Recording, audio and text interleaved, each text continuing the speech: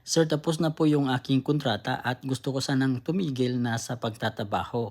Pero sabi ng aking employer ay siya lang daw ang may karapatan na magpatigil sa akin o hindi dahil yung aking ikama ay hindi pa naman daw expired. The answer is no, mali po siya.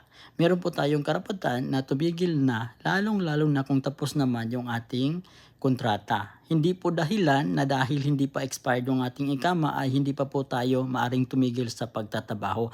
Mali po ito dahil hindi naman natin pwedeng pilitin yung worker kung ayaw na niyang magtrabaho. Dahil lahat po ng manggagawa ay may karapatan na tumigil na sa trabaho tapos man o hindi sa kanyang kontrata. Lalong-lalo na sa iyo na tapos na ang iyong kontrata. So meron kang karapatan na tumigil na sa pagtatrabaho kahit hindi pa expired ang iyong ikama.